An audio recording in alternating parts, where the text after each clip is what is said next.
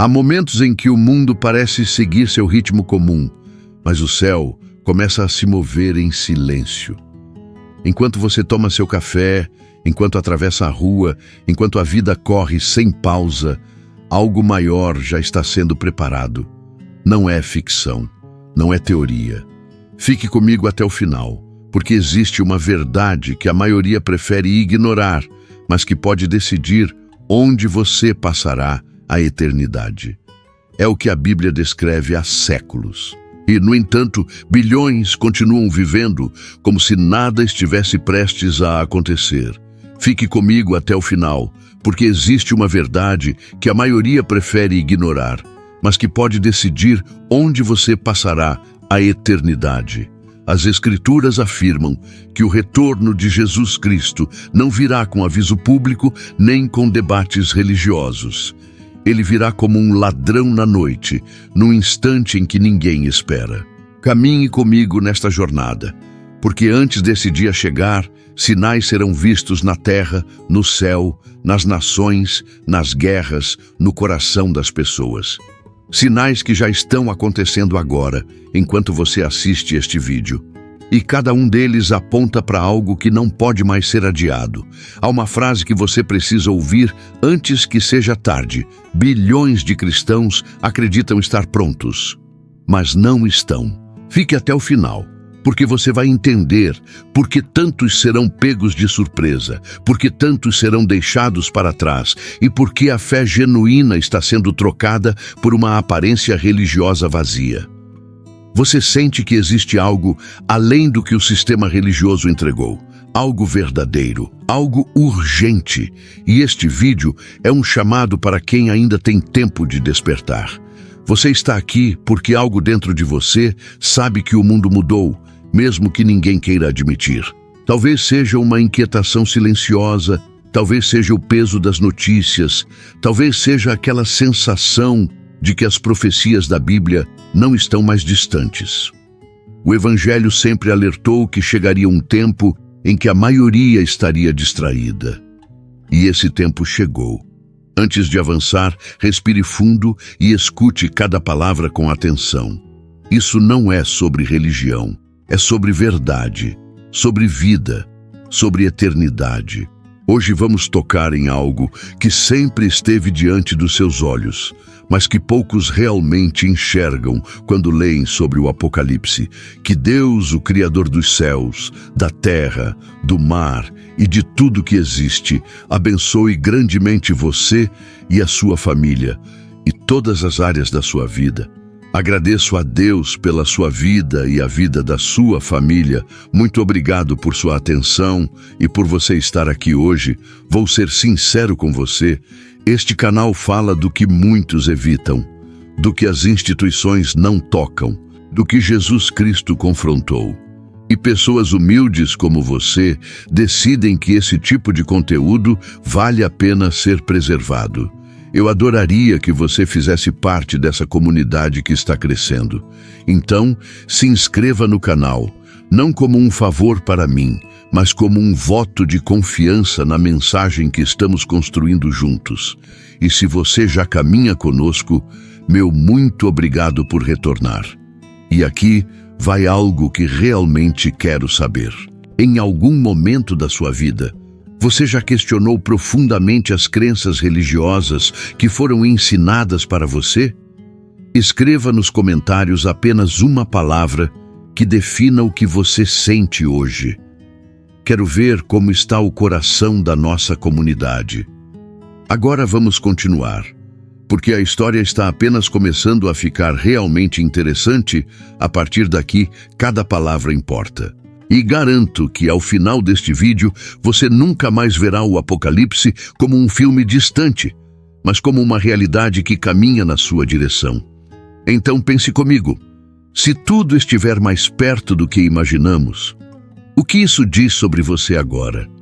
O silêncio que antecede o impacto. Há um silêncio no ar que quase ninguém percebe.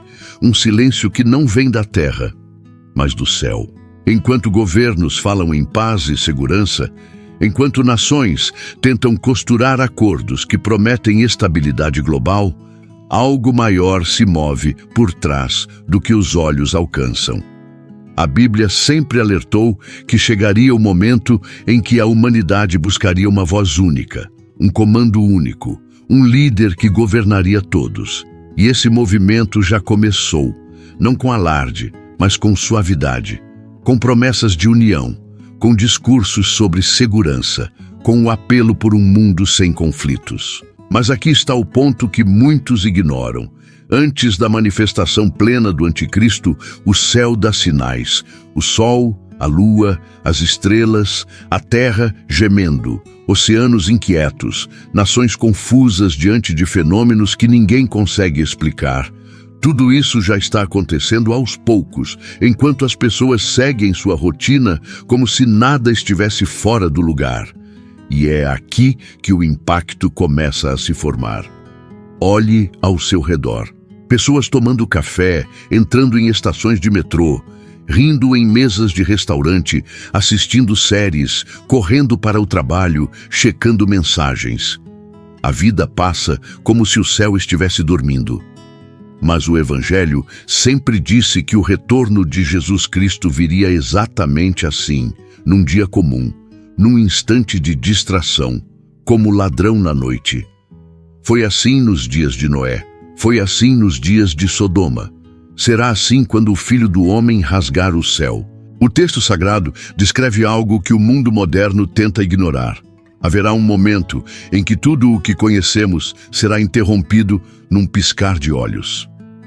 O apóstolo Paulo escreveu em 1 Coríntios 15 que nem todos dormiremos, mas todos seremos transformados. Cada palavra dessa promessa ainda ecoa. E quando Paulo fala da trombeta final, ele descreve algo repentino demais para ser previsto, rápido demais para ser controlado, forte demais para ser detido. Mas aqui entra o contraste mais duro. Enquanto esse momento se aproxima, bilhões continuam anestesiados, presos na rotina, presos nas tarefas, presos no barulho.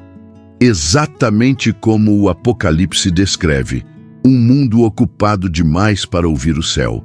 Agora pense comigo, se tudo está acontecendo diante de nós, guerras, colapsos financeiros, ódio entre nações, fenômenos climáticos estranhos, crescentes pedidos por unidade global, por que a maioria continua dormindo? Porque o silêncio que antecede o impacto é sutil. Ele não assusta, ele embala, ele acalma, mas esse silêncio não é paz, é alerta. E há mais um ponto que precisa ser dito. Antes do retorno, existirão os fiéis que clamam. Homens e mulheres que não se corromperam pelo sistema religioso, que não se curvaram ao conforto, que pedem força para permanecer firmes. Eles enxergam o que a multidão ignora. Eles sentem a aproximação. Eles reconhecem os sinais que a Bíblia espalhou pelos séculos. Esses fiéis não pertencem ao palco das grandes instituições. Não buscam títulos, não vivem de aparência.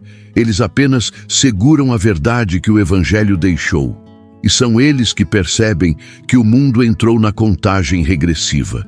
O silêncio do céu não é ausência, é aviso. É o intervalo antes do impacto. E quem conseguir entender isso agora, antes que a trombeta soe, será parte do que está por vir. Quem não entender, enfrentará aquilo que nenhuma palavra humana consegue descrever. Pense bem, se o mundo está tão distraído, o que isso diz sobre você hoje? O dia que chegará como um ladrão. Se existe uma verdade que o mundo tenta ignorar, é esta. O retorno de Jesus Cristo não virá com avisos políticos, sinais de imprensa, discursos religiosos ou mensagens preparatórias. Ele virá no momento em que ninguém espera. Não será um dia marcado no calendário. Não será um feriado. Não será um dia em que o mundo estará atento. Será um dia comum, um dia banal, um dia que começa como todos os outros. Pense nisso. Um homem ajusta a gravata antes de sair para o trabalho. Uma mãe coloca o filho no carro para levá-lo à escola. Alguém corre para não perder o ônibus. Outro reclama do trânsito. Outro desce no elevador olhando o telefone. E enquanto a terra continua girando na sua rotina, o céu finalmente se move. É assim que as Escrituras descrevem: o dia do Senhor virá como um ladrão, não por maldade, não por surpresa cruel, mas porque a maioria vive tão distraída que não perceberá o movimento espiritual até ser tarde demais. E aqui entra o ponto mais desconfortável. Milhões, talvez bilhões, acreditam estar prontos, mas não estão. O Apocalipse mostra isso com clareza. O Evangelho alerta. O próprio Cristo advertiu sobre os mornos, aqueles que têm aparência, mas não essência, aqueles que cantam, mas não vivem, aqueles que seguram a Bíblia, mas não a obedecem, aqueles que dominam linguagem religiosa, mas não têm vida com Deus. E será exatamente nesse contraste que a separação acontecerá. A Bíblia diz que, em um piscar de olhos, algo nunca visto antes cortará a história humana: o arrebatamento. Um instante tão rápido que nem mesmo a ciência conseguirá registrar. Uma mudança tão brusca que nenhum sistema de defesa mundial conseguirá explicar. Um rompimento tão absoluto que nenhuma autoridade conseguirá sustentar com teorias. Um grupo caminha pela rua, 2 seguem juntos. Um desaparece, o outro fica. Uma família janta ao redor da mesa. Um pai fecha os olhos por um segundo e não está mais lá. Uma enfermeira olha para a maca e percebe que o paciente sumiu. Uma sala de aula fica com carteiras vazias. Aviões caem, carros batem, portas ficam abertas. E o mundo entra em um colapso imediato, sem aviso. Essa será a primeira grande separação. A divisão entre os que estavam atentos e os que estavam acomodados. Entre os que tinham sede e os que viviam de aparência, entre os que mantinham o coração desperto e os que se apoiavam apenas em rituais. E será também o início do maior desespero da história humana. Porque, quando esse dia chegar, todas as palavras que muitos trataram como exagero se tornarão realidade. Todas as pregações ignoradas se revelarão verdade. Todas as profecias do Apocalipse se alinharão diante do mundo com força avassaladora. E o silêncio do capítulo anterior será quebrado por um caos que nenhum governo conseguirá conter. Mas há um detalhe que poucos percebem. Esse dia não marca apenas o arrebatamento.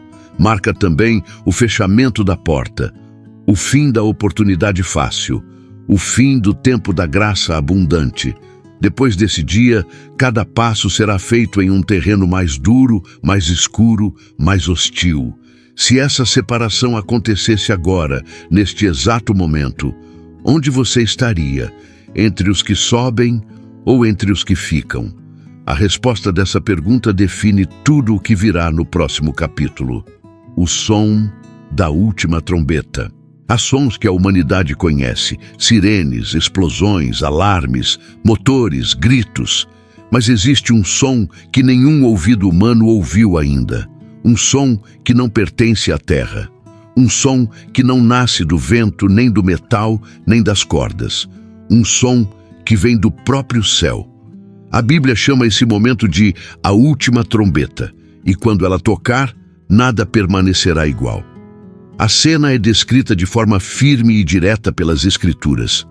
Não é poesia, é anúncio, é decreto, é o rompimento definitivo entre o tempo humano e o tempo eterno. Paulo afirmou que quando essa trombeta soar, os mortos em Cristo ressuscitarão primeiro. Não como espíritos vagos, não como sombras, não como lembranças. Ressuscitarão em corpo, em vida, em glória, em uma realidade que o mundo não tem linguagem para explicar. Imagine isso como se uma câmera invisível registrasse o momento do alto. Cemitérios silenciosos, parques tranquilos, campos vazios, túmulos alinhados, placas frias de concreto. E então, um movimento, primeiro imperceptível, depois inevitável. A terra se mexe, o pó se recompõe, ossos se alinham, corpos se levantam com uma luz que nenhum sol consegue reproduzir. Nada violento, nada grotesco, tudo glorioso, tudo ordenado, tudo exatamente como Deus prometeu.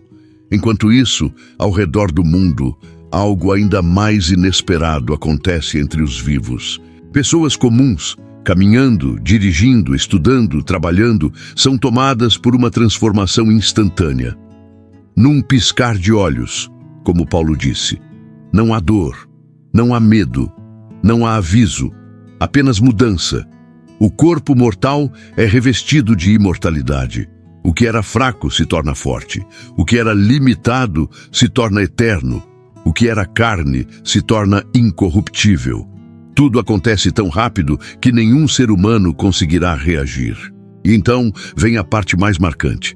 Todos esses, mortos ressuscitados e vivos transformados, são reunidos no alto em um encontro que a própria Bíblia chama de o encontro com o Senhor nos ares. O mundo observa, mas não entende. Câmeras captam, mas não explicam. Olhos veem, mas não compreendem. A ciência tenta argumentar, mas não possui base. O sistema político tenta se pronunciar, mas suas palavras caem vazias. A trombeta, embora ouvida pelos céus, produz na terra um impacto que divide tudo, antes e depois. O que era dúvida vira desespero. O que era zombaria vira pânico. O que era indiferença vira terror. Porque o que milhões trataram como metáfora se revela como fato. O arrebatamento não é mais uma teoria, é realidade, é registro, é história. E nenhum cérebro humano terá capacidade de apagar isso. Mas existe um segundo contraste ainda maior. Enquanto justos sobem, muitos ficam. Pessoas que se julgavam prontas, pessoas que confiavam em obras, pessoas que viviam de aparência, pessoas que seguiam tradições, mas não tinham vida com Deus. Pessoas que se apoiavam em instituições, mas nunca se entregaram ao Evangelho. Para elas, o silêncio da trombeta será ainda mais devastador do que o seu som. Porque quando tudo isso acontecer, cada consciência saberá a verdade. O aviso existia, o tempo existia, a chance existia. Cristo chamou, o Evangelho apontou, a Bíblia gritou, mas eles não ouviram. Ouviram a religião, ouviram o sistema, ouviram seus próprios desejos, mas não ouviram Deus. Se a trombeta soasse agora, neste exato instante, você seria transformado, ou ficaria olhando o céu em choque, deixados para trás. A vergonha dos que são apenas religiosos. Quando a trombeta se cala e o encontro nos ares já aconteceu, a terra entra em um silêncio diferente. Não é o silêncio do céu antes do impacto, é o silêncio do abandono, o silêncio de quem ficou, o silêncio que pesa mais do que qualquer som. E esse é o ponto mais doloroso. Bilhões perceberão tarde demais que nunca estiveram preparados. Não porque não sabiam, mas porque nunca levaram a sério. O mundo desperta em desordem, sirenes tocam, linhas telefônicas ficam congestionadas, notícias se espalham em todas as línguas, pessoas correm sem rumo, hospitais entram em colapso, governos se reúnem em urgência, aviões caem, carros colidem, crianças desaparecem, famílias se dividem. E no meio dessa confusão global, uma pergunta ecoa no coração de quem ficou: por que eu não fui? E aqui começa a parte mais amarga. Muitos que ficaram eram pessoas religiosas, pessoas que sabiam versículos, pessoas que frequentavam cultos, pessoas que pareciam firmes, pessoas que falavam sobre Deus, mas nunca o obedeceram de verdade. O Evangelho sempre alertou sobre isso, mas poucos quiseram ouvir. Cristo disse que naquele dia muitos chamariam seu nome, mas ele responderia que nunca os conheceu. E essa frase, que antes parecia distante, agora se torna uma ferida aberta na consciência de milhões. Igrejas cheias, não por devoção, mas por desespero. Pastores que ficaram tentando justificar o que aconteceu. Músicos ajoelhados em lágrimas, líderes religiosos em choque, percebendo que a estrutura que construíram não salvou ninguém. Pessoas chorando diante de bancos vazios, fotos ainda quentes, roupas deixadas no chão, gritos, arrependimento, dor. E acima de tudo isso, uma certeza.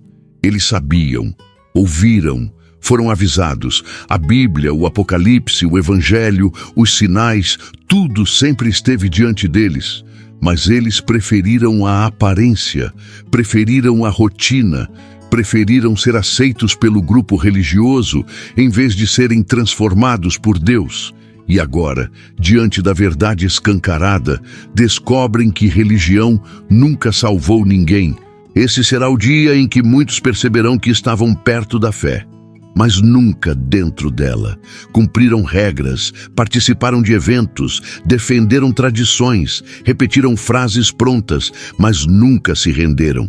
Nunca foram alcançados por Cristo. Nunca deixaram que o Espírito moldasse o coração. Eles tinham forma, mas não tinham vida. A vergonha dos que ficaram não será apenas emocional, será espiritual, será existencial. Será o peso de olhar para trás e perceber que o retorno do Senhor era real e que eles não estavam prontos. O caos global começará a ser explicado por líderes mundiais. Teorias surgirão, cientistas tentarão construir narrativas, políticos pedirão calma, mas no fundo cada pessoa que ficou saberá a verdade. Fui deixado para trás. Essa consciência será como uma marca no espírito. Nada será mais forte do que isso.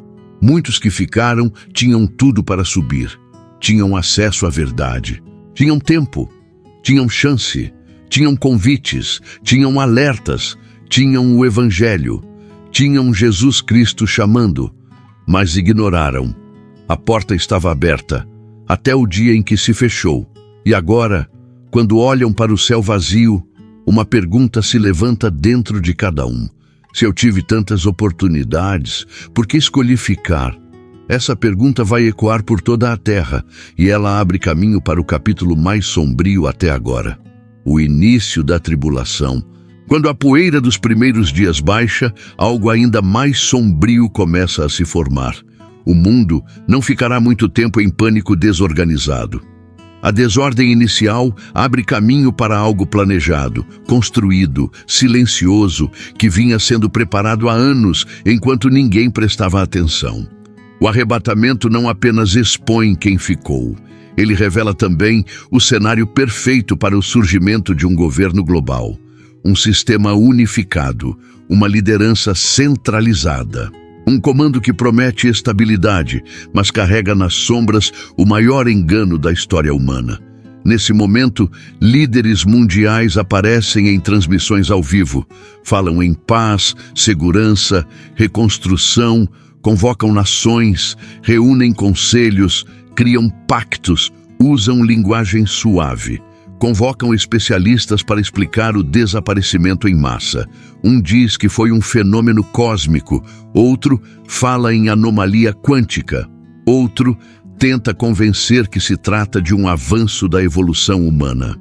E no meio dessas explicações confusas, bilhões aceitam qualquer narrativa que alivie o pânico.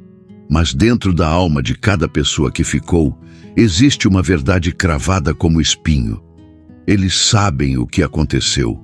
Sabem que foi o retorno de Jesus Cristo. Sabem que foi o arrebatamento anunciado pelo Apocalipse. Sabem que ignoraram a Bíblia e o Evangelho. Porém, mesmo sabendo, muitos escolherão acreditar no discurso mundial.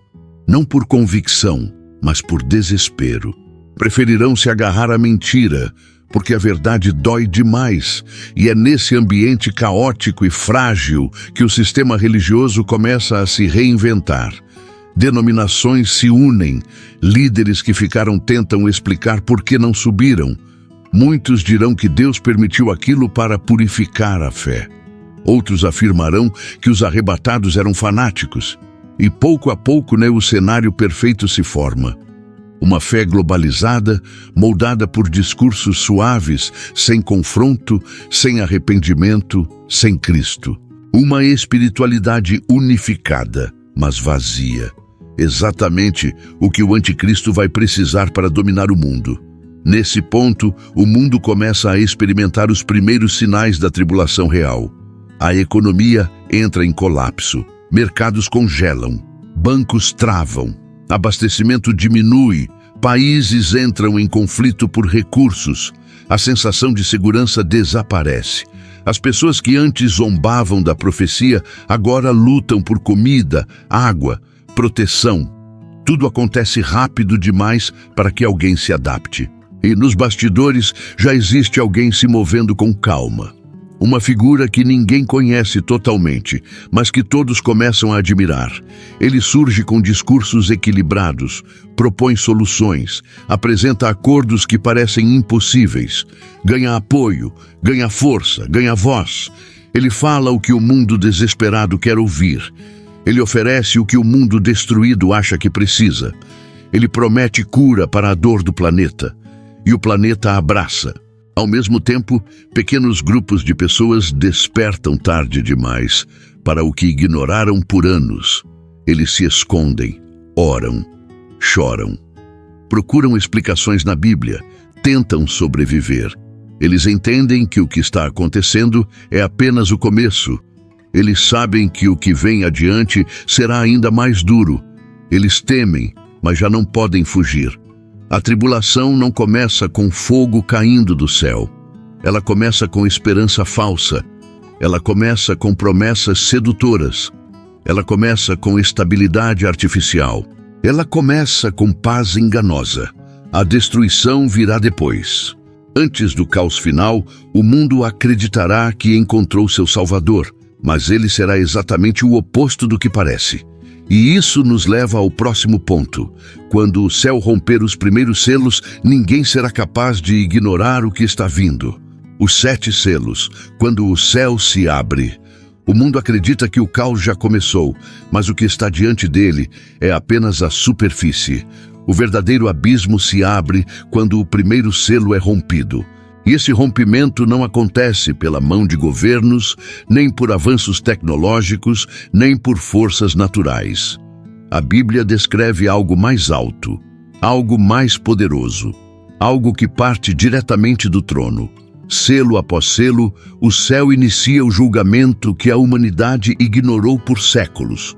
O primeiro selo se rompe e o cavaleiro branco surge. Para muitos, ele parecerá luz, parecerá paz, parecerá ordem, mas é engano. Este cavaleiro representa o espírito enganador que percorre a terra, oferecendo uma liderança global que promete solução, mas carrega destruição. Ele é o símbolo do domínio falso, da autoridade ilusória que será abraçada pelo mundo inteiro. Ele não vem trazer paz verdadeira, vem iniciar o controle. Logo depois, o segundo selo se quebra. O cavaleiro vermelho cavalga e com ele a paz desaparece da terra. Conflitos explodem em todas as direções. Guerras estouram entre nações, cidades, grupos, ideologias. A violência se espalha como fogo em mato seco. O mundo, já fragilizado pelo arrebatamento, entra no caos. Não há mais estabilidade, não há acordos, não há confiança. Cada líder luta por poder, cada cidadão luta por sobrevivência. Então o terceiro selo se abre e o cavaleiro preto surge com uma balança na mão. É o símbolo da fome, da escassez, da miséria global. O que antes era abundante se torna inacessível. O pão torna-se artigo de luxo. A água é racionada. O dinheiro perde valor. O planeta inteiro sente o peso da fome que percorre cidades, vilas, campos. E nesse ponto, milhões começam a perceber que não estão apenas em uma crise mundial. Estão no meio do que a profecia chamou de os dias sombrios do Apocalipse. Mas ainda não é o fim. O quarto selo é rompido e o cavaleiro amarelo aparece, pálido como a própria morte. Com ele, a mortalidade atinge níveis nunca vistos. Doenças se espalham. Conflitos se intensificam. Sistemas de saúde colapsam. Epidemias surgem. Animais atacam. A própria natureza parece se revoltar. Esse cavaleiro carrega consigo 1/4 da terra. Esse número não é simbólico, é literal. O mundo assiste à morte em escala sem precedentes. E em meio a tudo isso, há um outro tipo de clamor acontecendo. Quando o 5º selo se abre, as almas dos que foram perseguidos por causa do Evangelho aparecem diante do trono. Eles clamam por justiça, eles pedem resposta.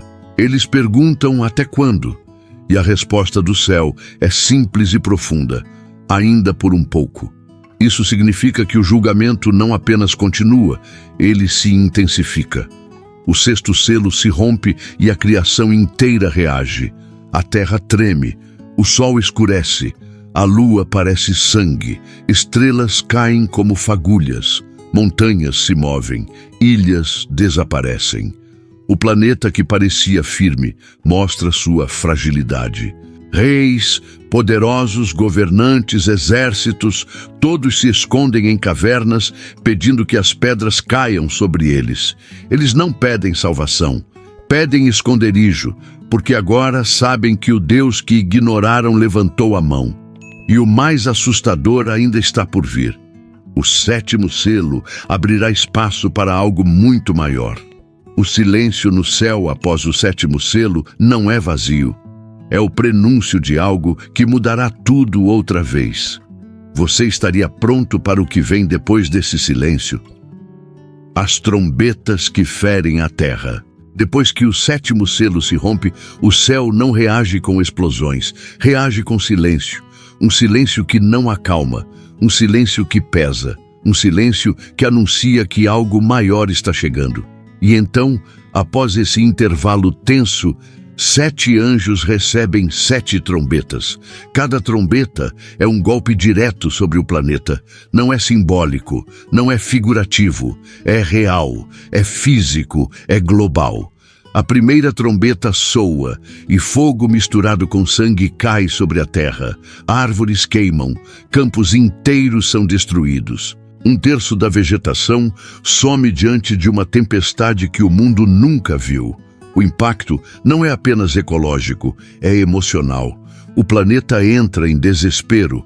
O que alimentava nações desaparece em minutos e, como sempre, os líderes tentam explicar com ciência o que não tem explicação natural. A segunda trombeta toca e algo semelhante a uma montanha ardente é lançado no mar. Muitos enxergarão isso como um asteroide gigante. O impacto cria ondas colossais. Navios desaparecem, portos afundam. A economia marítima colapsa. O mar torna-se sangue, assim como o Apocalipse descreve. Criaturas morrem aos milhões. O cheiro da morte toma os ventos. As águas tornam-se impróprias. 1/3 do oceano é destruído diante de todos. A terceira trombeta ressoa e uma estrela flamejante, chamada Absinto, cai sobre rios e fontes. A água potável do mundo é contaminada. Pessoas morrem de sede ou envenenadas. O planeta, já fragilizado pela falta de recursos, entra em colapso absoluto. O que antes era básico torna-se inalcançável. O desespero, que já era grande, agora vira pânico global. Então, a 4ª trombeta soa, atingindo o Sol, a Lua e as estrelas. A luz diminui. O planeta mergulha em trevas parciais. Dias ficam mais curtos. Noites se tornam mais densas. Temperaturas caem. O frio aumenta. E em meio a esse cenário, um anúncio ecoa como ferida aberta. Ai, ai, ai dos que habitam na terra, porque o pior ainda está por vir. A 5ª trombeta libera algo que o mundo moderno jamais acreditaria. Criaturas que não pertencem à natureza terrena surgindo de um abismo espiritual. Elas atormentam os que ficaram. Não matam, ferem. Ferem a ponto de homens desejarem a morte, mas não encontrarem. Essa é a parte mais angustiante da profecia. O tormento não é apenas físico, é mental, é emocional, é espiritual. É o ápice da colheita da humanidade que rejeitou o Deus que tentou salvá-la. A 6ª trombeta toca, e 4 anjos preparados para aquele momento são liberados. 1/3 da humanidade morre. Exércitos colossais se movem. O mundo entra em guerra como jamais imaginou. Tecnologias que hoje parecem avançadas se tornam primitivas diante da destruição. Nada resta intacto. Nada permanece estável. Nada volta ao normal. A Terra entra em sua fase mais sombrada. E mesmo diante de tudo isso, a profecia afirma que muitos não se arrependerão. Continuarão buscando ídolos. Continuarão defendendo suas crenças vazias. Continuarão rejeitando Jesus Cristo. Mesmo diante do juízo, continuarão cegos. Mas ainda falta a 7ª trombeta. E quando ela soar, não será apenas destruição. Será anúncio. Será o momento em que o céu declara que o reino deste mundo passou a pertencer ao Rei. Mas até isso acontecer, a Terra ainda verá coisas que nenhum ser humano está preparado para enfrentar. Se o mundo já está em colapso, como as próximas revelações poderão ser ainda mais intensas. As 2 testemunhas e os 144 mil. Em meio ao colapso global, ao som das trombetas e ao medo que paralisa nações inteiras, algo inesperado acontece. Enquanto o mundo caminha para o caos total, o céu envia 2 figuras que nenhum governo conseguirá calar.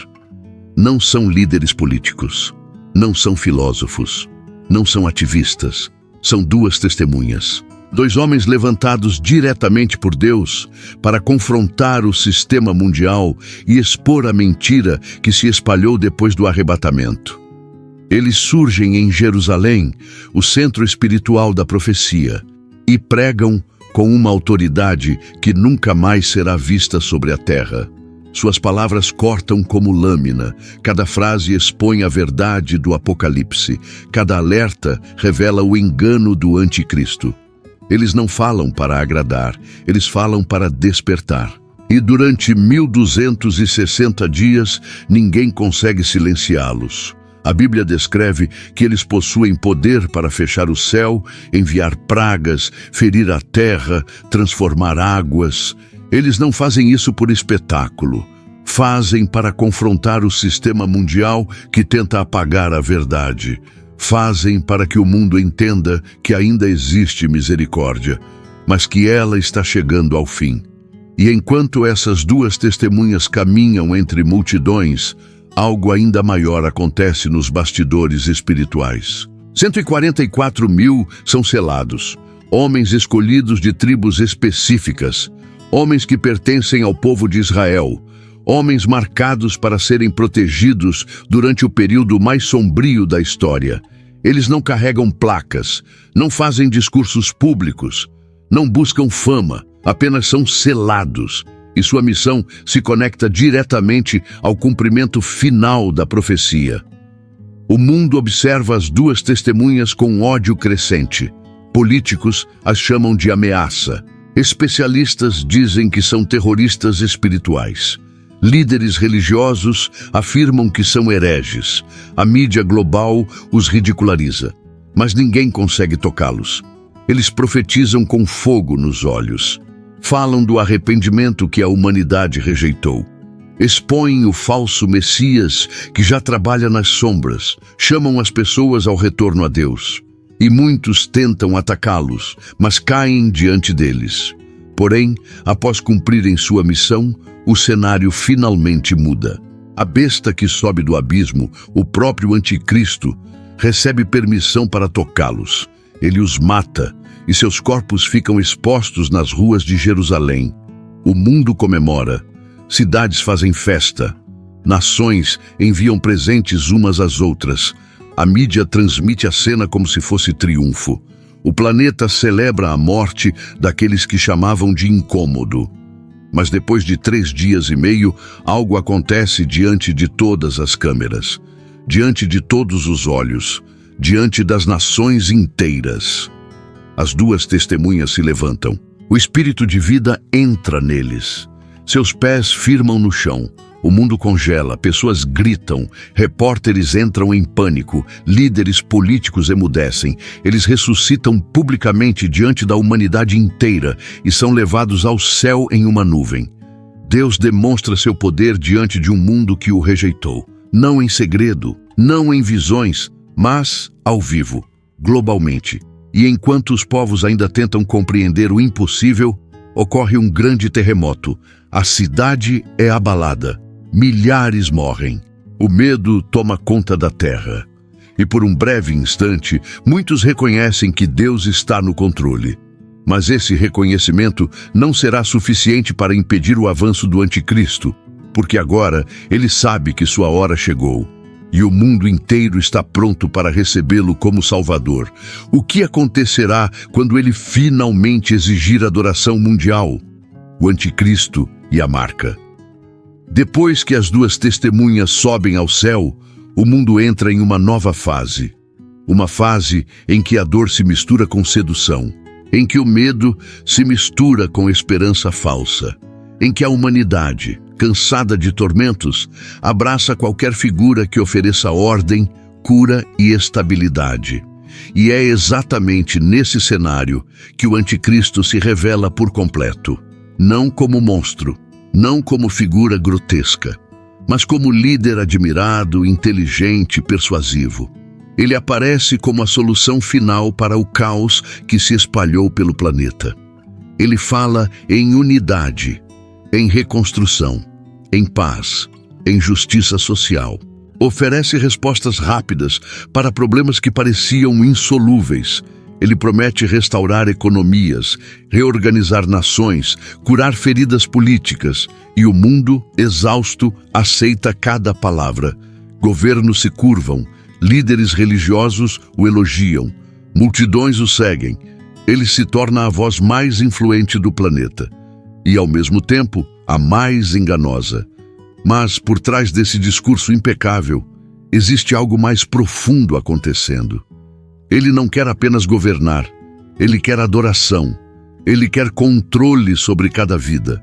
Ele quer criar uma nova ordem em que todos dependam dele. E é nesse momento que o Apocalipse descreve a marca. Uma marca física, visível, obrigatória, nas mãos ou na testa. Uma marca que se torna o símbolo máximo de submissão ao sistema mundial. Sem ela, ninguém compra, ninguém vende, ninguém trabalha, ninguém sobrevive. E aqui está o ponto mais assustador. Muitos aceitarão a marca sem hesitar. Não porque creem no anticristo, mas porque têm medo de perder conforto, segurança, comida, liberdade. Eles dirão que é apenas um detalhe, apenas uma exigência, apenas uma questão econômica, mas não é. A Bíblia deixa claro que a marca não é só um sinal.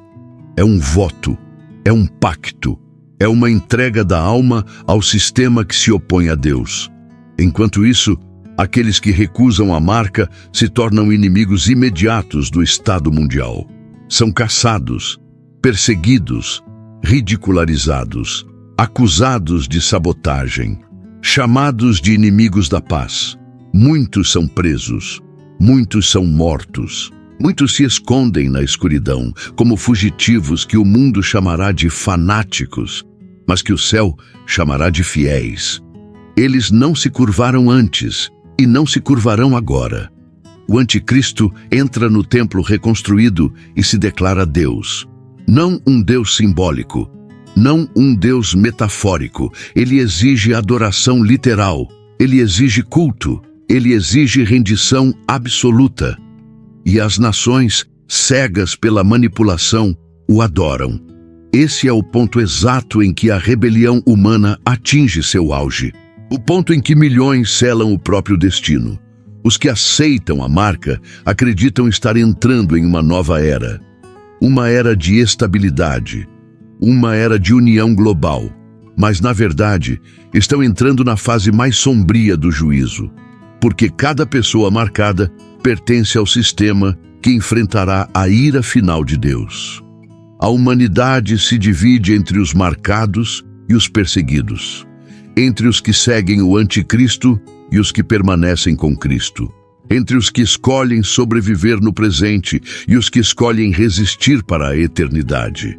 O mundo acredita estar no auge da evolução, mas, na verdade, está prestes a enfrentar o derramamento das taças da ira divina. um momento tão devastador que nem o anticristo conseguirá controlar. Quando o juízo final começar a cair, onde você estaria? Do lado do sistema ou do lado de Deus? A ira de Deus, as taças. Até aqui, o mundo enfrentou selos, enfrentou trombetas, enfrentou perseguição, enfrentou o domínio absoluto do anticristo. Mas nada disso se compara ao que vem agora. Se os selos abalaram a terra e as trombetas feriram sua estrutura, as taças da ira divina rasgam o planeta por completo. O Apocalipse descreve esse momento como o auge do juízo. Não é correção, não é advertência, é sentença. Quando o primeiro anjo derrama sua taça, úlceras dolorosas atingem todos os que aceitaram a marca. Não são feridas comuns, não são doenças conhecidas. São chagas que queimam, infeccionam, perfuram a pele. Os marcados, que antes exibiam o símbolo com orgulho, agora tentam escondê-lo.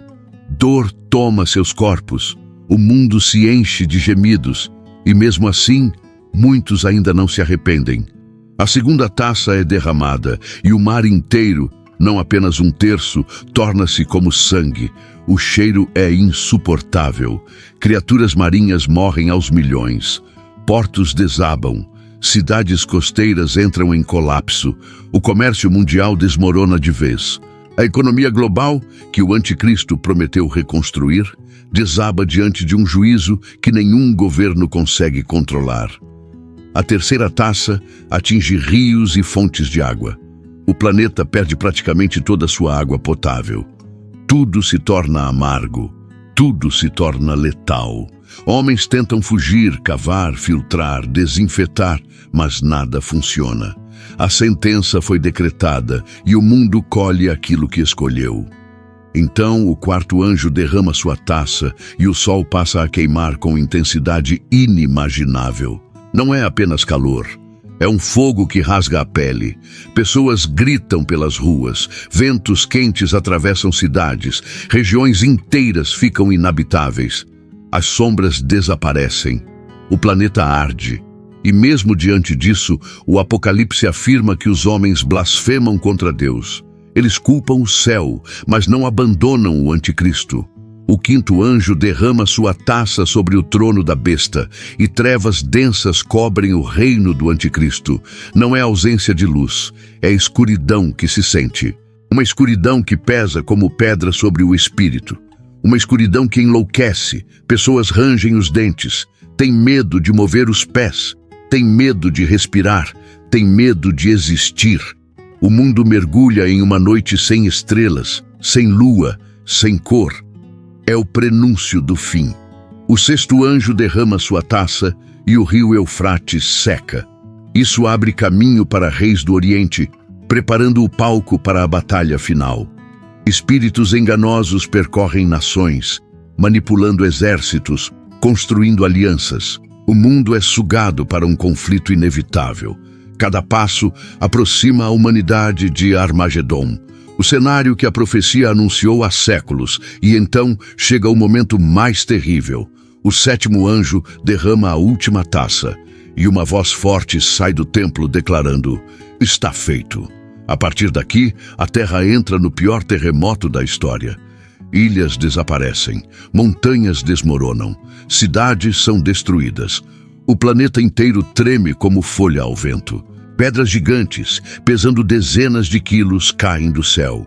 O mundo tenta se esconder, mas não há onde se abrigar. E mesmo assim, o Apocalipse afirma que muitos ainda blasfemarão. Mesmo diante do juízo final, eles se manterão firmes no ódio que escolheram. O planeta está despedaçado, o anticristo está enfraquecido, as nações estão feridas. E pela primeira vez desde a criação, a humanidade inteira olha para o céu com um misto de medo e expectativa. Porque algo está vindo. Algo que nenhuma taça conseguiu produzir. Algo que nenhum selo revelou. Algo que nenhuma trombeta anunciou completamente. O céu está prestes a se abrir, não para juízo, mas para a volta visível do Rei Jesus Cristo. O céu se abre. a volta visível do rei. Depois do derramamento das taças, o mundo acredita ter visto tudo.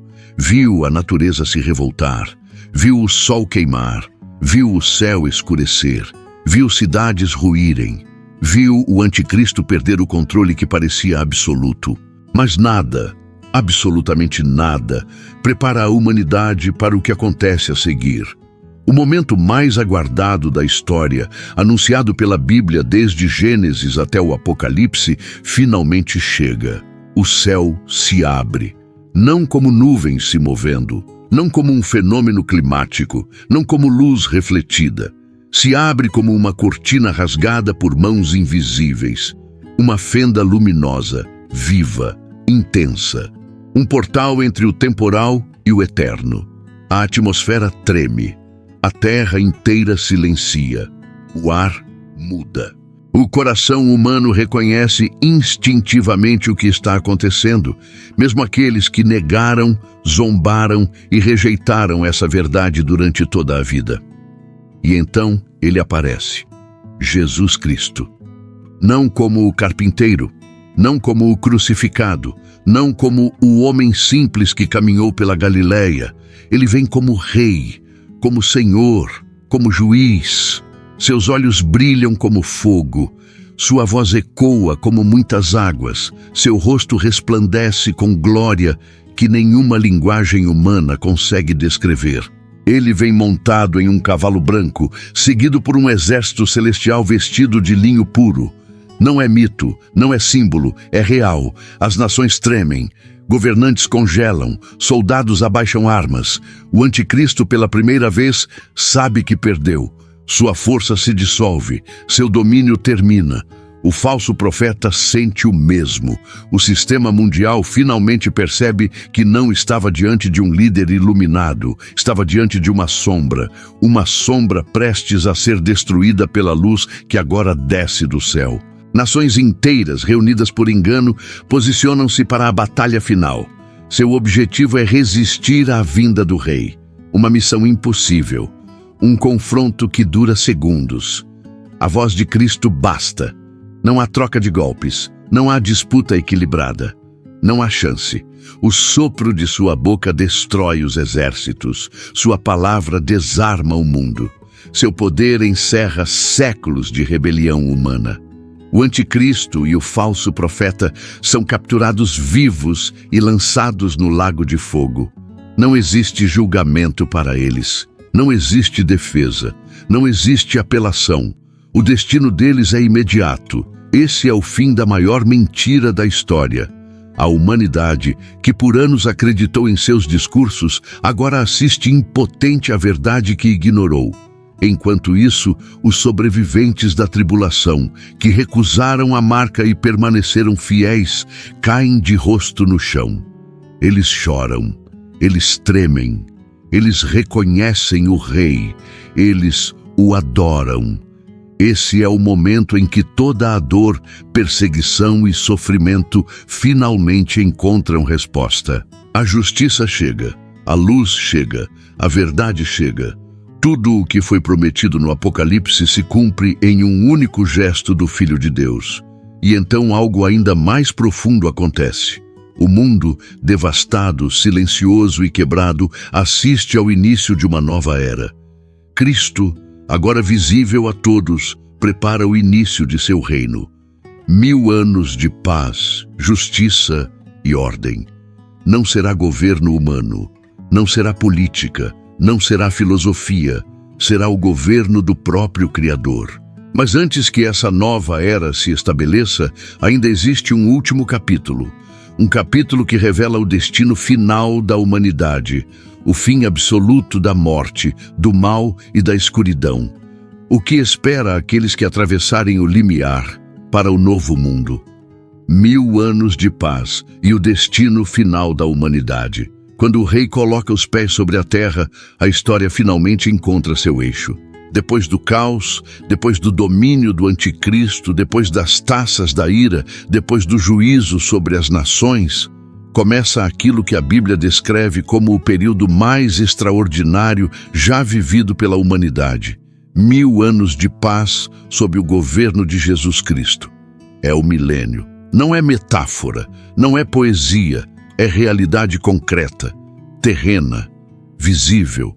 Durante esse período, o mundo finalmente conhece justiça verdadeira. Não há corrupção, não há guerra, não há manipulação. As nações são guiadas com equidade. Povos inteiros aprendem o caminho da verdade. O planeta, tão ferido pela rebelião humana, começa a ser restaurado. Animais convivem em harmonia. Crianças brincam sem medo. A luz da presença do Rei transforma cidades, campos, florestas.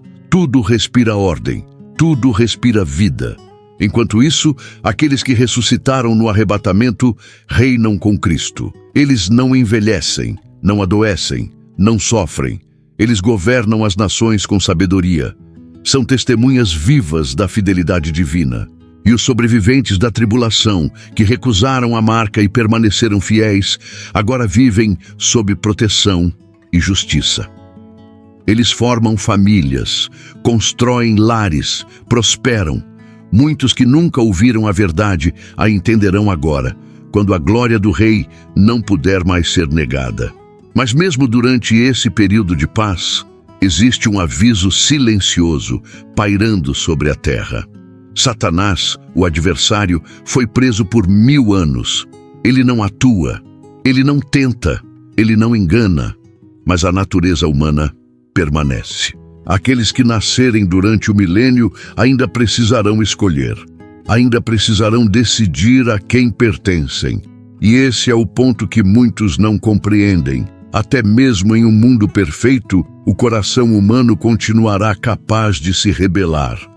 Quando os 1000 anos se completam, Satanás é solto por um pouco de tempo. Esse momento revela algo profundo. Muitos que viveram sob o governo perfeito de Cristo, mesmo sem conhecer a dor do passado, ainda rejeitarão a verdade. Eles se juntarão ao inimigo em uma rebelião final. Não haverá guerra longa, não haverá batalha equilibrada. O fogo descerá do céu e consumirá todos os que se levantaram contra o Rei. E então, finalmente, chega o último ato da história humana, o juízo final. Um grande trono branco é estabelecido. Terra e céu fogem da presença daquele que nele está assentado. Todos os mortos, grandes e pequenos, se apresentam diante de Deus. Livros são abertos, vidas são examinadas, nada fica escondido. Cada pensamento, cada palavra, cada decisão vem à tona.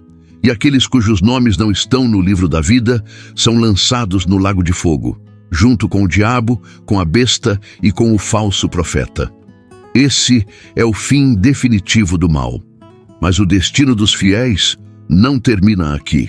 Quando o juízo se encerra, algo completamente novo começa. Um novo céu, uma nova terra, não restaurada, recriada, sem morte, sem dor, sem lágrimas, sem noite, sem templo, porque o próprio Deus habita entre os homens. A nova Jerusalém desce como noiva preparada. Suas ruas brilham, suas portas nunca se fecham. A eternidade começa sem ameaça, sem medo, sem sombra. Depois de tudo isso, depois de selos, trombetas, taças, juízo, reino e eternidade, onde você estará?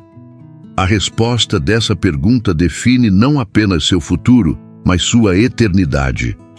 Agora que você atravessou cada parte desta jornada, do silêncio que antecede o impacto ao novo céu que encerra a história, uma coisa se torna clara.